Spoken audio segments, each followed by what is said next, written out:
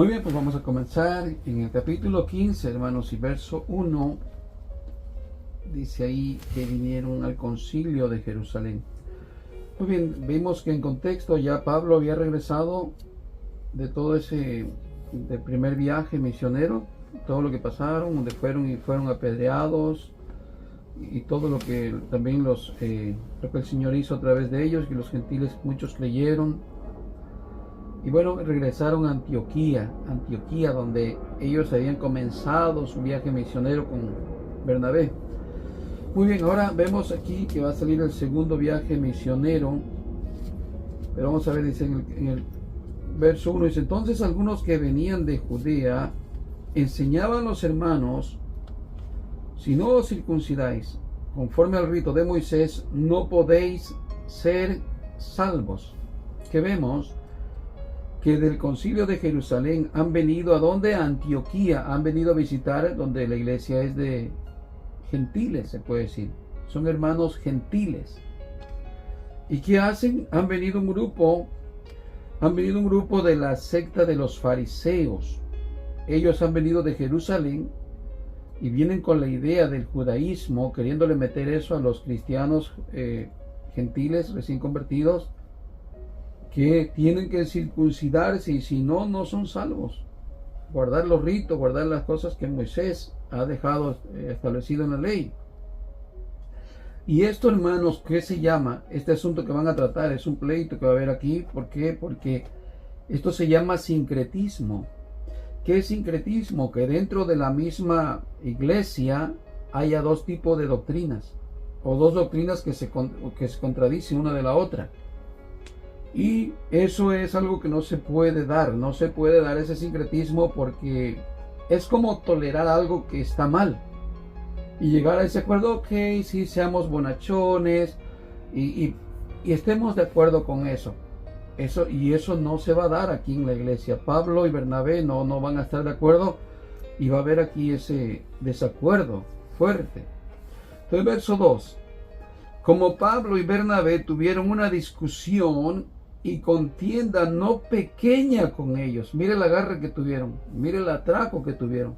Ya imagino a Pablo queriéndolos despelucar, queriendo comérselos casi vivos. ¿Por qué? Porque Pablo está anunciando que no se tiene que guardar la ley, que Jesús ha guardado la ley por nosotros, que Jesús ha muerto en la cruz, para que ahora a través de la fe no se necesita circuncidar, no se necesita hacer estos ritos. Imagínense ahora los dos, tanto Bernabé como Pablo, están con esa discusión con esos hermanos que habían venido de Jerusalén, que son de la secta de los fariseos, nos va a decir el verso 5. Pero imagínense esa discusión. Pablo, que ha levantado la iglesia de los gentiles, Pablo, que es el pastor en la iglesia de Antioquía, está cuidando a los hermanos, está cuidando la grey de Dios, y vienen los hermanitos de acá de Jerusalén, que no han hecho nada por ellos, y quieren nomás así porque sí venir como a destruir la obra que se ha levantado, ¿no? Entonces no van a estar de acuerdo con ese sincretismo. Llega hasta los oídos de los hermanos que están en Jerusalén y los mandan a llamar para aclarar ese asunto. Muy bien. Dice entonces, a ver, cuando nos quedamos, verso 2 todavía.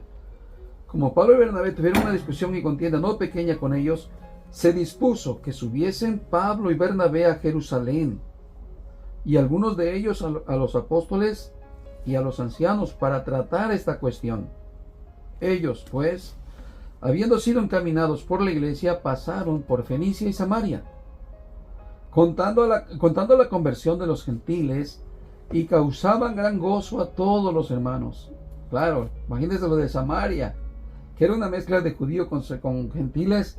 Al oír que los gentiles se están convirtiendo al Señor de lugares que ellos nunca jamás imaginaban, porque la idea de un judío era solamente Israel, solo Israel, ¿no? Y ahora la buena nueva es que por todas partes el Señor está alcanzando a los gentiles. Y viene Pablo y viene Bernabé contando a los hermanos de Fenicia, a los de Samaria, antes de llegar a Jerusalén. Imagínense la noticia de felicidad, los hermanos se gozan, ¿no?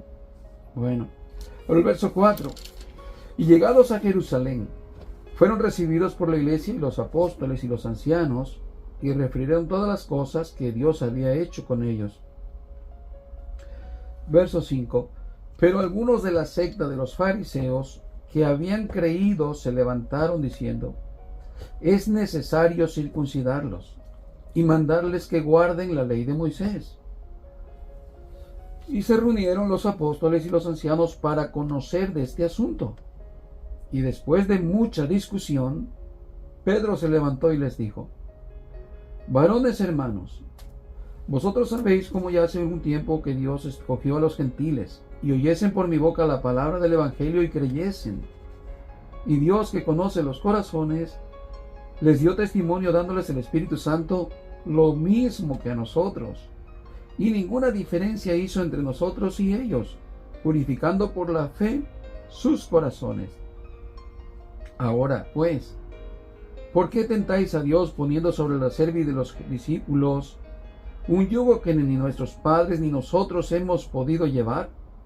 Antes creemos que por la gracia del Señor Jesús seremos salvos de igual modo que ellos.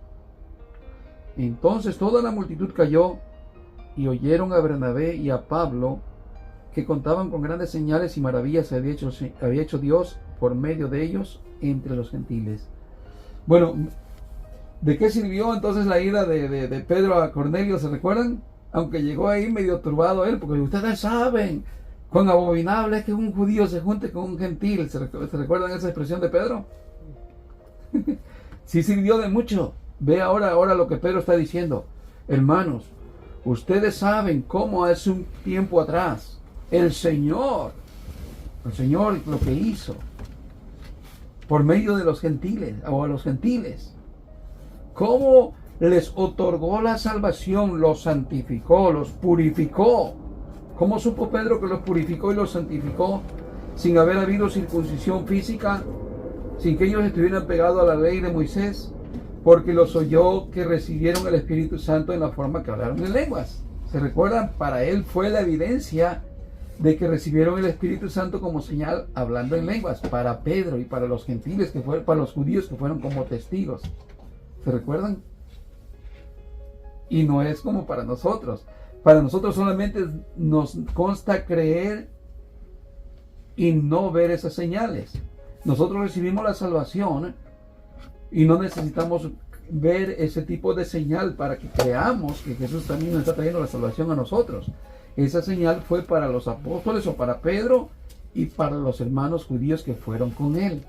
Entonces, ¿qué vemos? Ahora tenemos un mejor contexto de por qué hablaron en lenguas. ¿Se da cuenta? Miren lo que ahora estamos viendo en este contexto, cómo Pedro se levanta para abogar de que no se le imponga nada a los hermanos creyentes, a los gentiles, que no se le imponga eso de circuncisión y de guardar la ley y todo esto, que todavía estos judíos de la secta de los fariseos, que aunque habían creído, pero todavía están tiernos, no están bien como entendidos, no están bien empapados de lo que es la doctrina de Cristo, y todavía están queriendo pues seguir guardando las leyes, seguir participando de aquello como si eso fuera necesario, porque ellos se iban y se lo impusieron a los hermanos de Antioquía para ser salvos, le dijeron, imagínense, ¿no? Bueno, entonces Pedro le dice ahora que no tiene que estar haciendo aquello, que fue algo que los mismos judíos querían hacerlo para justificarse.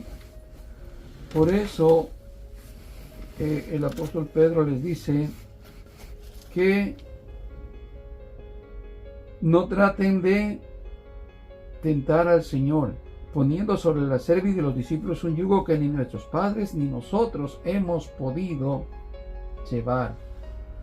¿Sí? Muy bien.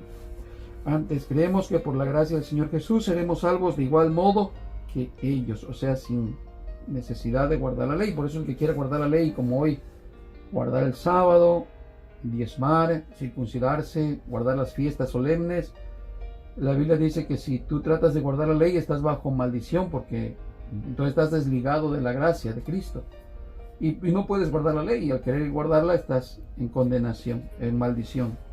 Muy bien. Verso 12. Ya vimos que Pablo y Bernabé entonces van a contar las maravillas que Dios había hecho por mano de ellos en los gentiles. Verso 13 ahora. Y cuando ellos callaron, después de que Pablo y Bernabé testifican todas aquellas maravillas, dice que Jacobo respondiendo respondió diciendo: varones hermanos, oídme. ¿Quién es este Jacobo? Es el mismo Santiago. ¿Se recuerdan que leímos uno de los primeros libros que empezamos leyendo fue el libro de Santiago?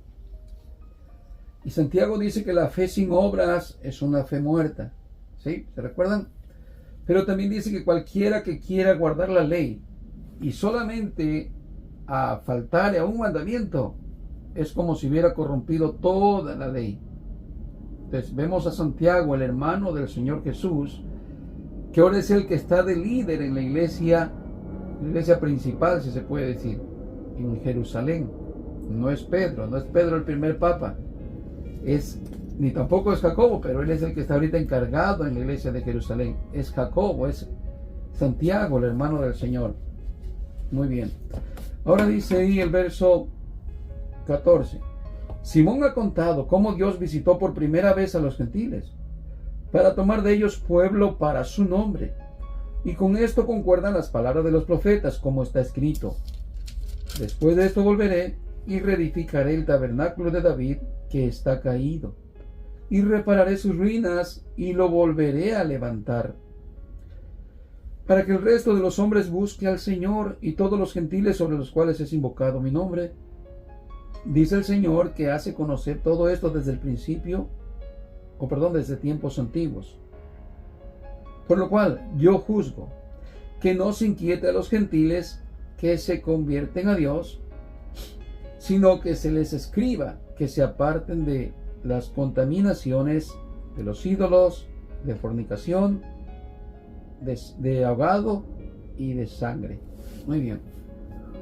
Ya llegaron a un entendimiento, al parecer, ya todos, y están ahora llegando a una decisión, a tomar una decisión. Le van a escribir carta ahora a los hermanos de allá, a los gentiles. Y mira la explicación, ¿no?, de Santiago. Él está sacando algo que ya está escrito en el Antiguo Testamento, pero a veces eso es lo que nos falta sacar concordancia, ¿no?, para llegar a entender a veces cosas que hoy no nos explicamos, ¿no?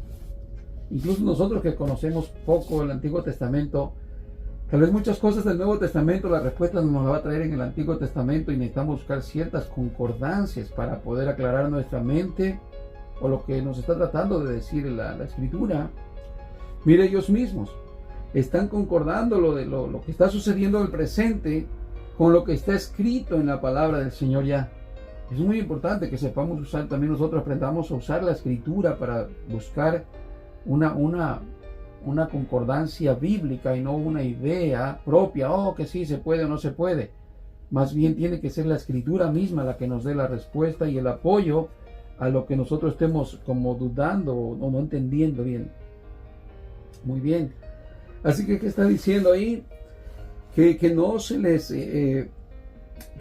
inquiete a los gentiles. Inquiete es como ponerle cargas, darles ustedes tienen que circuncidarse, ustedes están sucios, son esto, son lo otro.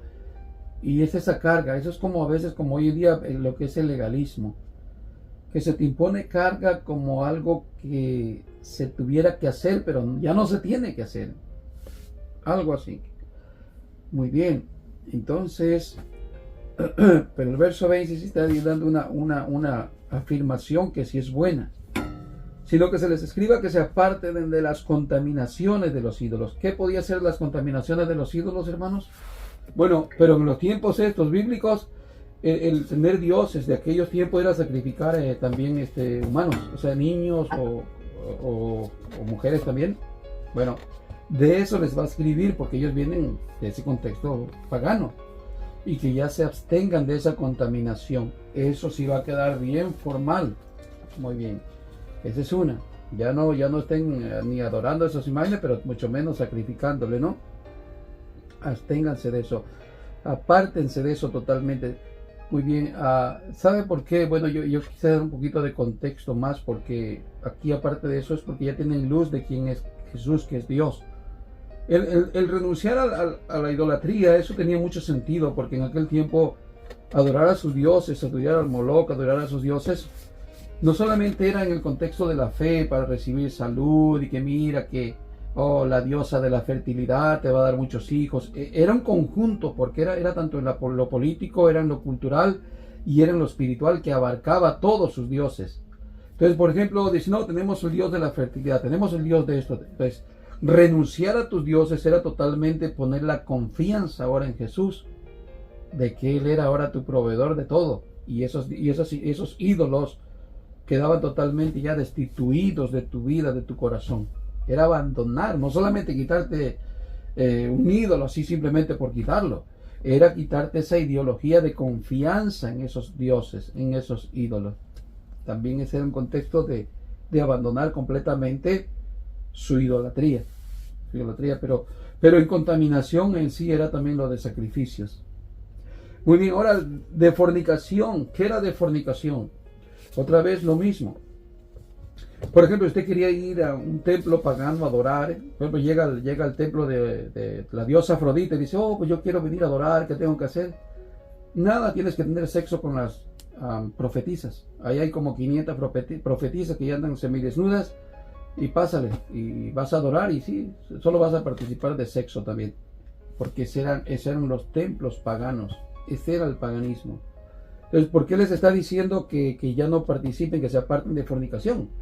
No porque eran hombres que eran muy fieles, que tenían una mujer y que jamás cometían pecado, o que se casaban o tenían una relación sexual hasta que se casaban y no cometían fornicación. No, es que como paganos, al ir a sus templos, tenían ese tipo de prácticas de fornicación. ¿Se entiende? Muy bien. Ahora dice de ahogado y de sangre. ¿Qué vemos ahí? Bueno, el apóstol Pablo escribe en una carta diciendo que cuando vayas a la carnicería, que no preguntes si la carne fue ofrecida a un ídolo o si fue ahogado. Simplemente la compres, porque tu conciencia está limpia. ¿Entiendes? Ahora, si el carnicero te dice, ¿sabes qué? Este pollo está ahogado, no le cortamos la cabeza, no le salió la sangre. Entonces dice, por tu conciencia, pues ya no la compres si no quieres. Pero no tienes que andar preguntando si, oye, le ofrecieron este toro que estás vendiendo aquí, se lo ofrecieron a tu Dios. No, eso que no te importe, porque al final de todo ese un ídolo es nada. ¿Qué es un ídolo? Es nada, dice. Es nada. Pero hay creyentes a veces que dicen, no, yo no voy a tal restaurante porque ahí veo el que hace así la manita. Y se me hace que la carne que estamos comiendo aquí está sacrificada a esos ídolos. Y yo mejor no voy a comer eso. ¿Se acuerdan de eso, hermano? Hay gente que te ve como cristiano, como que se va a ese extremo, ¿no? De que, oh, están los ídolos ahí, no podemos comer. No. Al menos que esté bajo tu conciencia, que mira, yo vi cuando ese toro lo estaban allá poniendo frente al ídolo de Quemos y luego lo vienen a matar aquí, yo no quiero comer. Bueno, sí, porque ya está bajo tu conciencia, de que lo viste ofreciéndolo ahí. Pero mientras no pasa nada, tu conciencia está limpia. Muy bien. Así es que, ¿qué más vemos ahí? Que se debe de apartar de ¿qué es lo que comíamos como sangre, no? La moronga o rellena, ¿cómo le decíamos nosotros? Sí, ¿no? Que sí, sabrosa, por cierto, a mí como me gustaba con todo ese condimento que le echaba chilito y todo, bien rica. Pero bueno, dijeron. No. Verso 21. Porque Moisés desde el tiempos antiguos tiene en cada ciudad a quien lo predique en las sinagogas, donde es leído cada día de reposo. Entonces pareció bien a los apóstoles y a los ancianos, con toda la iglesia, elegir entre vosotros varones y enviarlos a Antioquía, con Pablo y Bernabé, a Judas, que tenía por sobrenombre Barsabás, y a Silas, varones principales entre los hermanos, y escribir por conducto de ellos, los apóstoles, los ancianos y los hermanos, a los hermanos que entre los gentiles que están en Antioquía, en Siria y en Cilicia, salud. Por cuanto hemos oído que algunos que han salido de nosotros, a los cuales no dimos orden, os han inquietado con palabras perturbando vuestras almas. Esto me suena a legalismo. Esto me suena a carga que te dan, hermano. Haz esto, y si no lo haces no eres salvo. ¿Cuántas aflicciones de alma no hay en esas iglesias hoy en día que viven perturbados con eso? Desde el diezmo hasta muchas cosas. ¿Recuerdan? Bueno, sí. Dice, sí, mandando circuncidaros y guardar la ley. Muy bien, pero ¿qué está diciendo? Que ellos no lo han enviado. Dice, nos ha parecido bien, habiendo llegado a un acuerdo, elegir varones y enviarlos a vosotros con nuestros amados hermanos Bernabé y Pablo, hombres que han expuesto su vida por el nombre de nuestro Señor Jesús el Cristo. Imagínate, estos hombres sí han sido azotados, han pagado el precio por la iglesia que se ha levantado allá. Por eso yo me imagino a Pablo cómo estaba cuando querían circuncidar. El hombre estaba feroz, estaba bravo, capaz de comerse esos que estaban queriendo judaizar, comérselos vivos casi. Muy bien, así que ¿qué vemos ahí? Así que dice, enviamos a Judas y a Silas, los cuales también de palabra os harán saber lo mismo. O sea, aparte de la carta, van 2 hermanos de testigos. Porque ha parecido bien al Espíritu Santo y a nosotros no imponeros ninguna carga más que estas cosas necesarias. Porque os tengáis de los sacrificados los ídolos, de sangre, de ahogado y de fornicación, de las cuales cosas si os guardareis, bien haréis. Pasadlo bien. Así pues, los que fueron enviados descendieron a Antioquía y reuniendo a la congregación entregaron la carta. Y habiendo leído la cual, se regocijaron por la consolación. Y Judas y Silas, como ellos también eran profetas, consolaron y confirmaron a los hermanos con abundancia de palabras. Y pasado algún tiempo allí, fueron despedidos en paz por los hermanos para volver a aquellos que los habían enviado. Mas Silas le pareció bien el quedarse allí, y Pablo y Bernabé continuaron en Antioquía enseñando la palabra del Señor y anunciando el evangelio con otros muchos. Miren, hermanos, también en esta carta se podría decir que le enviaron, que aunque le incluyeron que no comieran sangre y ahogado, no está diciendo que le prohibieron comer puerco. Esto es algo que más adelante tal vez se va a notar, porque es cuando Pablo reprende a Pedro y al mismo Bernabé, que es arrastrado por la pretensión de Pedro y de los judíos que vinieron a visitarlos, que días atrás Pedro estaba comiendo cochinita pibil y decía, ponle un poquito más de salsa porque se siente bien rico este cochinito. Pero cuando vienen los hermanos de Jerusalén, Pedro se hace el desconocido, se hace el huraño con los gentiles y se pone del lado de los judíos. Y ahí es donde Pablo no soporta eso y los exhorta, los reprende públicamente. Esto significa que en la carta les están dejando sus costumbres a los gentiles, que no le están imponiendo más que evitar el contagio con los ídolos, que incluía desde fornicar, ofrecer sacrificios, todo eso, confiar en la idolatría, todo eso, ¿no? Pero no les están prohibiendo en este caso sus costumbres, en este caso la alimentación, pues, ¿entiende? Muy bien. Así llegamos entonces hasta acá en el verso 36, donde dice que Pablo se separa de Bernabé y comienza su segundo viaje misionero. Y aquí vamos a ver que empiezan otros a incluirse en el grupo de Pablo, y Bernabé toma su rumbo por otro lado por una discusión que se da ahí. Bueno, vamos a ver un poquito. Y dice, después de algunos días, Pablo dijo a Bernabé, volvamos a visitar a los hermanos en todas las ciudades que hemos anunciado la palabra del Señor para ver cómo están. ¿Qué le está diciendo Pablo? ¿Te acuerdas allá donde nos apedrearon? Que me dejaron medio muerto. ¿Se recuerdan? Los judíos y lo apedrearon en Listra. Que pasar por lugares difíciles. Acuérdense que para ir a aquellas ciudades era caminar mucho. Veamos el contexto que era ir a predicar en aquel tiempo. Era viajar, por ejemplo, a veces en un barco, en naufragios, vientos, a veces hambre, a veces no sueños buenos, desvelos, caminar mucho. Caminar, tenían que caminar muchos kilómetros. Eso significa que no era fácil.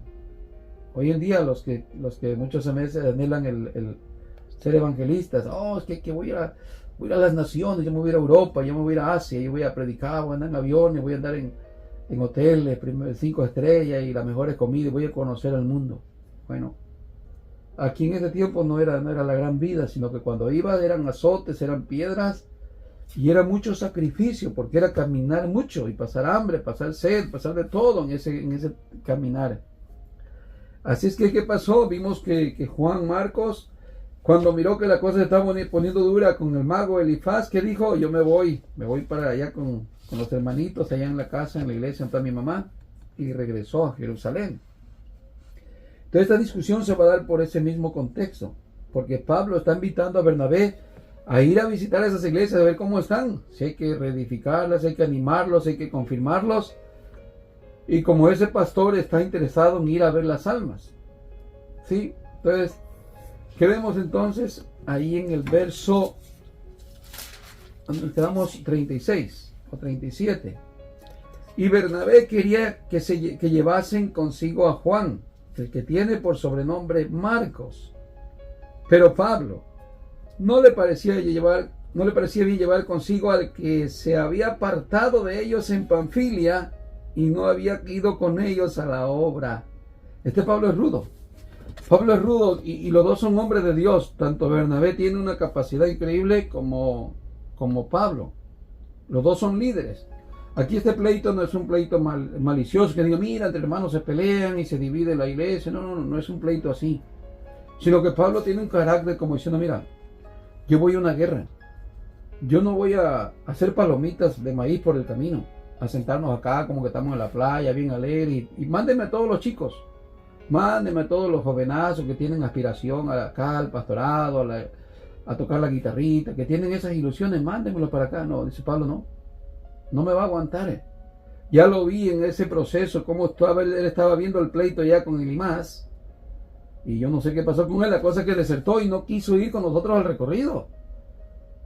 Se dio cuenta tal vez Juan Marcos de que la cosa no iba a ser fácil y desertó. Para Pablo es como un soldado que desierta del ejército. O sea que no dio la talla y no la va a dar. ¿Por qué? Porque Juan Marcos, aunque es un hombre de Dios y va a escribir el evangelio de que lleva su nombre, para este tiempo todavía él no está totalmente capacitado, si se puede decir. Y Pablo no quiere que esté allá por medio camino, en vez de remar hacia adelante y caminar hacia adelante, decir, quedémonos aquí a descansar, está muy fuerte el sol, ya tengo hambre, llevamos 2 días sin comer, ¿será que podemos agarrar algo aquí para comer por el camino? Y no hay nada. ¿Se entiende el carácter de Pablo? Y no va a estar lidiando con niñitos que están llorando porque quisieran ver a mamita. ¿Se entiende? Ese es el carácter de Pablo. Luego él expresa su amor a Marcos, a Juan Marcos, y hasta le encarga cosas, y tráeme el capote, algo así, sí, cosas, pero lo ama, lo quiere, ya lo sirve. Pero eso es más después. Pero para este tiempo, él no quiere llevar a Juan a esa misión. Así es que vemos ahí que Pablo no le parecía bien. Verso 39. Y hubo tal desacuerdo entre ellos que se separaron el uno del otro. Bernabé, tomando a Marcos, navegó a Chipre, y Pablo, escogiendo a Silas, salió encomendado por los hermanos a la gracia del Señor. Y pasó por Siria y Cilicia, confirmando a las iglesias. Muy bien. Vemos entonces que vienen arrancando aquí en el segundo viaje misionero.